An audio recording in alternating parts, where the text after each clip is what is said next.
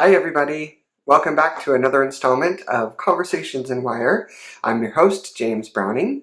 I am a sales representative here for the Soft Flex company. We are a jewelry wire manufacturer that's based out of Sonoma, California, and we actually do have a little gallery that you could stop by if you're ever in our area. So today we're actually going to do a ring. I haven't done a ring in a while, so I thought I'd give it a shot, and I found that I could combine a couple of my tutorials that I've done in the past to make a really cute ring. So it looks like this. I'll get you a better view in just a moment. So let's go ahead and just get started. Okay, so I'm really hoping that this is a pretty quick video. This is the ring we're going to make. It's basically just a captured bead using that the coil technique that I taught a while back. We'll try and get the link in the description to where I showed you how to wrap a bead, or wrap a marble basically. The difference in this one is that we're actually putting a bead in there that we're going to string through, and then we're going to attach it to a ring. And you can finish this off a couple of different ways. I did this cute little curly Q, or you can wrap it around kind of like you would be making the rose ring. So it's a pretty versatile design. So let's go ahead and talk about supplies. First, we're going to need our bead that we're going to use for our centerpiece. I am using a round. It works best for this design. This is a, let's see, this looks to be about a 10 millimeter, 10 to 12. And what else we will need? We will need some wire.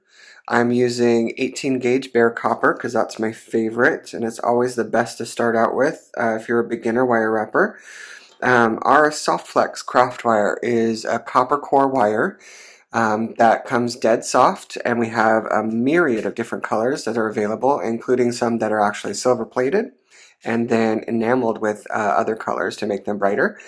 And then there is a further coating on top of that so that it does not tarnish. Bare copper is strictly just copper wire with no coating on it, so this actually does tarnish, and that means you can also patina it with liver of sulfur if you decide to. It's one of the reasons why I like bare copper, because it's got so much you can do with it. So tools, we're going to need a ring mandrel. We don't sell these on our website, but we do sell our other tools. We have the need for a pair of cutters. We need a pair of chain nose, a pair of round nose, and some nylon jaw tools for straightening. We have chain nose and round nose pliers. They're just not going to look exactly like this. I need to get a pair that are more like what we are using now, because these unfortunately have been discontinued. So now we know what we need. The ring mandrel is probably one of the most important things for this project. However, you don't need a professional steel ring mandrel. You can use the plastic ones.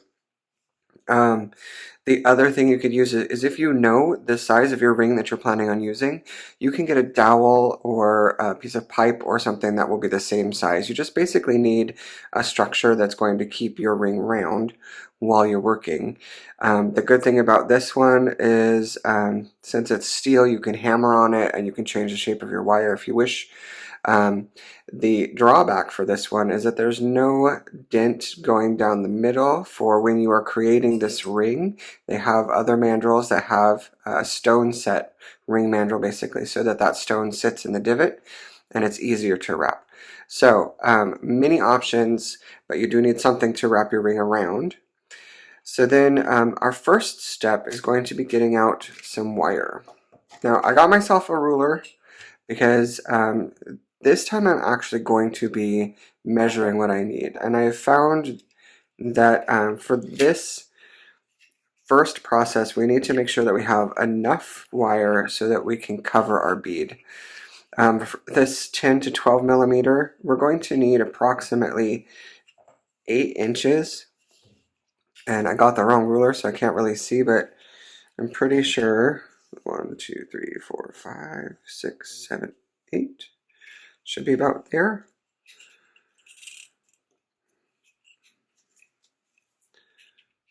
And you can always cut off more than you need, usually. But for this process, I'm going to try and cut, for this first part at least, we're going to try and be as close to what we can be, because we don't really cut anything off this.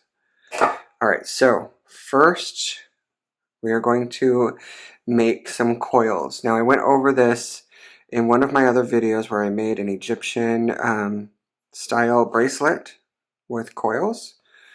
So what I'm doing is just I'm going to make a first loop using my round nose, and then I'm going to switch to these chain nose, and I'm going to hold on to my wire one hand, and then I'm going to place the loop in the chain nose towards the back so I can hang on to it because that's where the pressure is going to be. I don't want to like death grip it because that will mar my wire, but I do want to hold on to it enough so that it doesn't move. And then I'm going to take my thumb and I'm just going to wrap my wire so that it goes right against the curve. And then I'm going to open it up, move it a little, and just keep making micro turns and pushing the wire against it, and it will cause this to be a nice spiral that is nice and tight and looks nice. One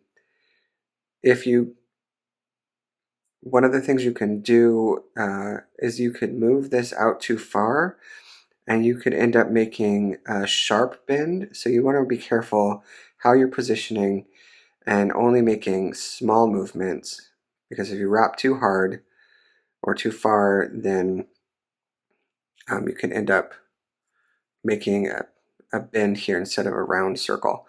So what we want to do is we want to make this spiral as big, if not just slightly bigger than our marble.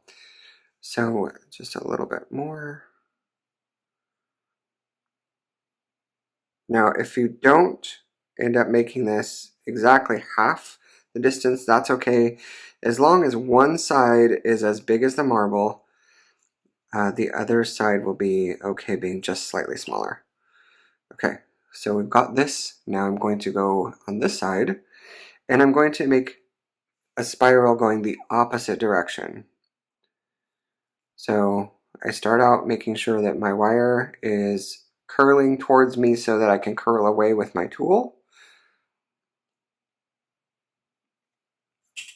So we have one spiral going this way, and now we're going to have a spiral going this way.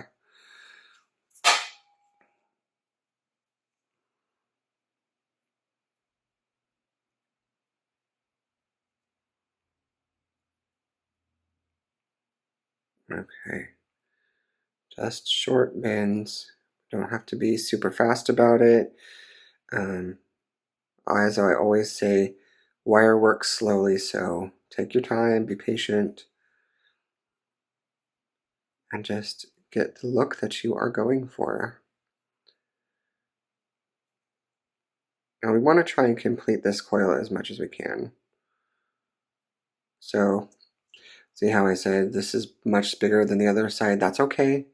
What we're going to do now is we're going to take our round nose pliers and push the coil up a little. So kind of spring it. And we can bend it back if we need to. It just helps create the shape that we're going for. Okay, now we can close that circle a little bit and stuff in our bead.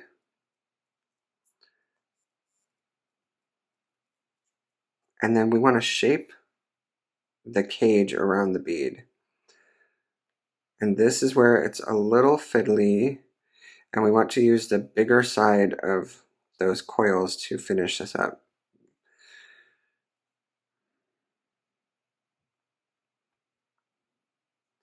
So this is an example of how I didn't quite have the coils as big as I wanted them. So it doesn't cover the bead as much as I'd like. But it will still function because the bead is captured. So we want to even it out as much as we can. And you can kind of open this spiral up a little.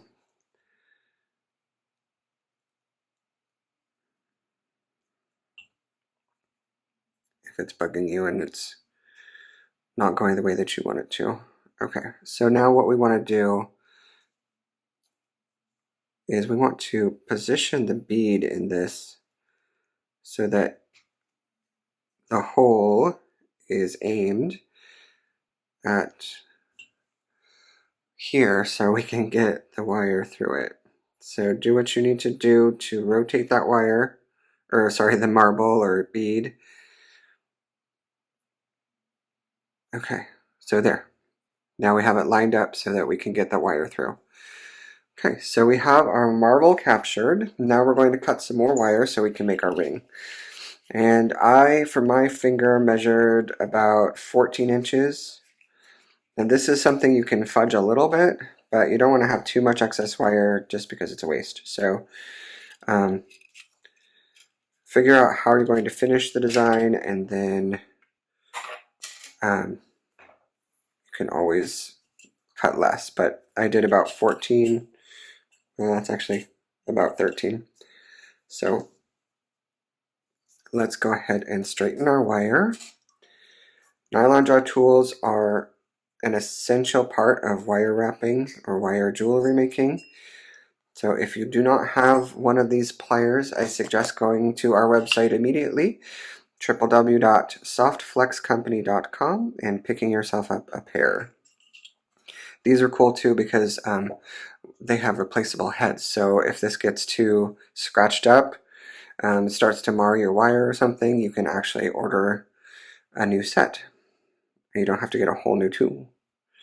Okay, so what we're going to do is we're going to take our wire and we're going to thread it through the bead. And that also is going to capture the bead, so even if you didn't make a complete cage and it was kind of off, your bead's not going to go anywhere. So no worries there.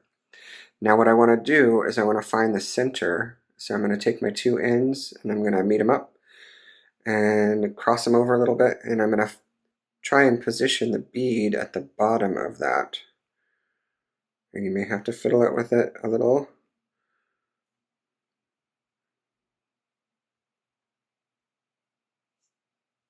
Okay, that looks about good. All right, now I am going to put my ring at the 10 mark because my fingers are usually a 9, but when you wrap a wire ring, you generally lose a hole size just because of the way that the wire doubles up on itself when you're wrapping. So remember to put yourself at a hole size more. Okay, and so I'm putting the bead on top there and wrapping those wires around and coming around the front. This is where you can start making your design choices. If you only go around once, you're going to have 2 bands in the back. If you go around one more time, you will have more bands.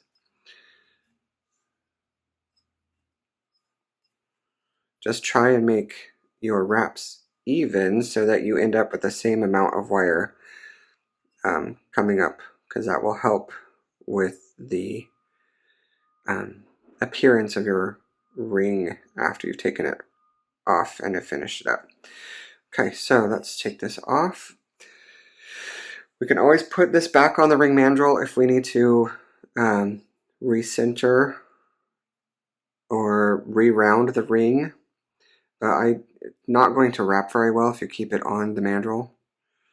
So I say take it off. Now, one of the things I want to draw your attention to is try, for comfort's sake, to keep your wires side by side. Don't let them all cross over.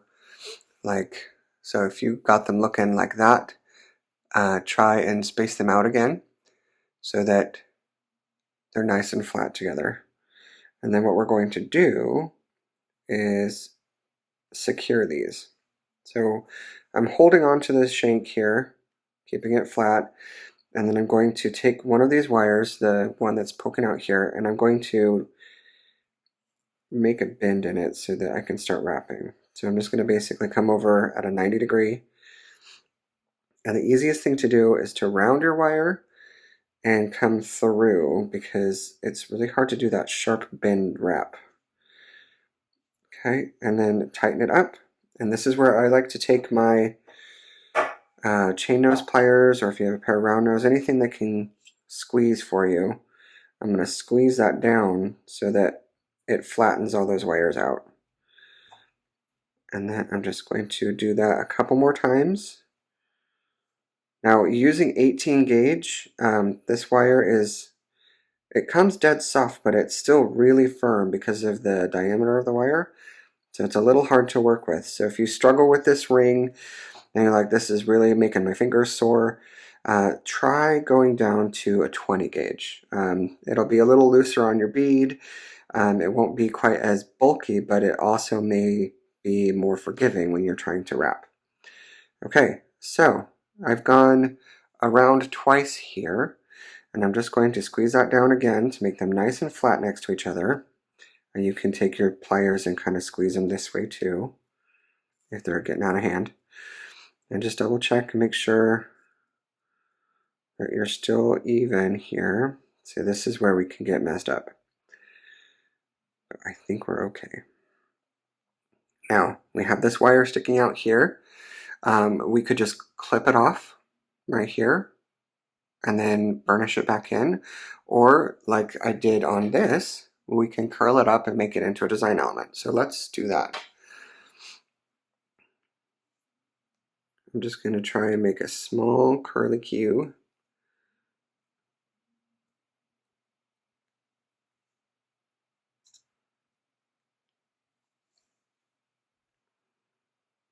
And then just curl it up. Okay. And then if we want to just make sure it's out of the way, you can take your pliers and kind of flatten it onto the design there. Okay. So let's go to the other side. So flip it around, and here's our wire again. So we're going to do the exact same thing, and we want to make sure that that first bend is going to be right across the way. So about there it looks like. Okay, and then round it so we can come around, not just bend it right in. Okay, and then crimp it down so we got that nice flat surface to work with. And then do that a couple more times.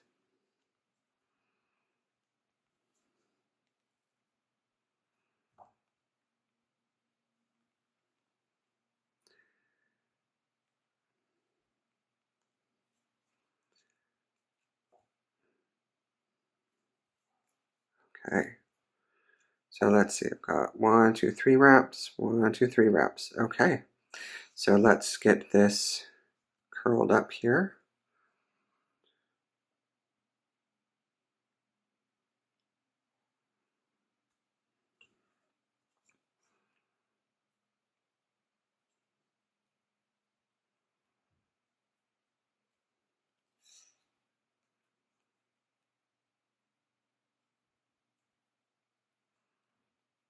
There we go. Okay, so we have a nice cute little ring. I mean, it kind of sticks out of your hand a little bit, but you can change that by changing the size of the bead that you put in there. So this is a really versatile design, but if you do decide to change the size of the bead, also look at the diameter of the wire that you're using. So the smaller beads, like the 8s or 6, you want to start with a 20 or maybe even a 22 gauge. They're going to be much finer, so you're going to want to wrap that more, and then maybe put some more wraps around your mandrel so that you've got a really nice solid ring shank. And